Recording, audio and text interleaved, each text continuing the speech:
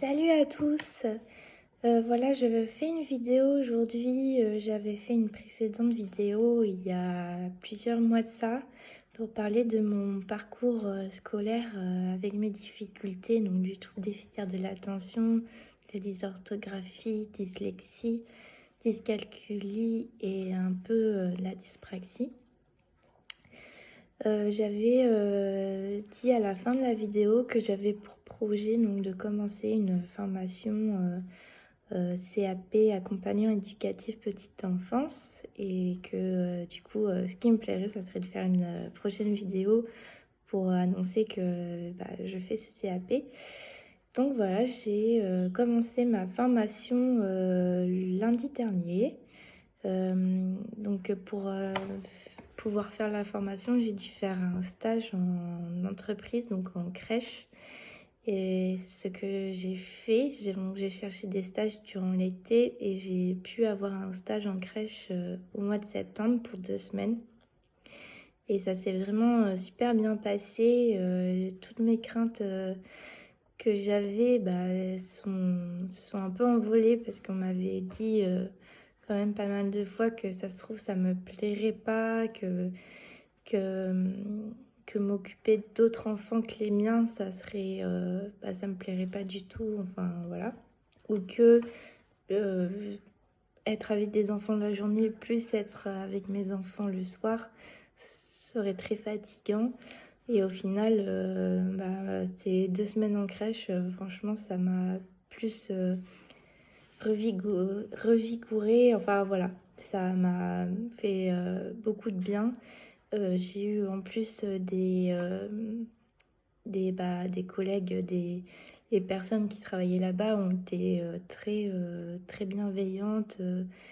Euh, et en plus, ça m'a quand même donné beaucoup de retours positifs sur comment je m'occupais des enfants et de mon attitude même envers tous, envers l'équipe des enfants et l'équipe de l'entreprise. Et voilà, ça m'a encouragée en tout cas à continuer dans cette voie-là. Donc ça m'a beaucoup fait plaisir. J'ai même pas eu de réflexion sur le fait que je sois peut-être plus lente que les autres, alors que c'était une réflexion qu'on me faisait souvent quand j'étais en vente. Là, on m'a pas fait la remarque, alors je sais pas si elles l'ont constaté, mais que c'était pas un souci, ou si vraiment c'était, voilà, elles ont pas fait, comment dire, quasi ont pas prêté attention. En tout cas, ce qu'elles ont vu surtout, c'est que j'étais douce avec les enfants, que je me mettais à leur disposition, que je proposais souvent du relais aux collègues et voilà, que j'étais quand même quelqu'un d'attentive aux besoins des enfants. Voilà. Donc j'ai commencé la formation après ça parce que Pôle emploi du coup a bien voulu financer la formation. Et donc j'ai cours 3 jours par semaine. Et après j'ai quand même beaucoup de périodes de stage à valider. Donc pour mon premier stage, je retourne dans l'entreprise où j'étais. Et après, pour le mois de janvier, j'aimerais bien trouver une autre crèche pour expérimenter un peu, pour voir aussi comment ça se passe dans d'autres crèches. Est-ce qu'ils font exactement pareil ou qu'ils ont d'autres méthodes?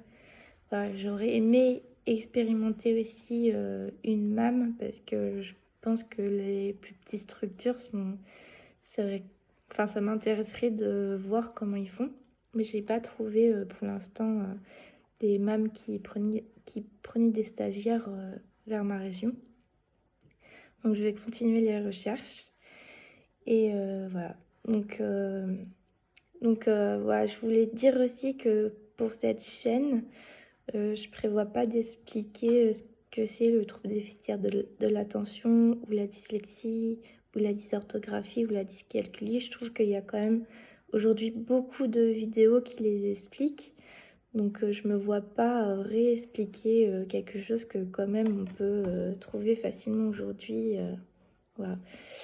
Au pire, ce que je ferai, c'est plus des vidéos sur moi, comment je les ai vécues, comment je le ressens, et voilà, c'est plus quelque chose de plus personnel. Donc en tout cas, je vous remercie. J'ai eu un commentaire sur ma dernière vidéo, ça m'a fait énormément plaisir. Et, euh, et vraiment pour tous ceux qui vivent avec des difficultés comme ça, bah, surtout lâchez rien. Essayez de trouver quelque chose vraiment qui vous plaît, qui vous passionne.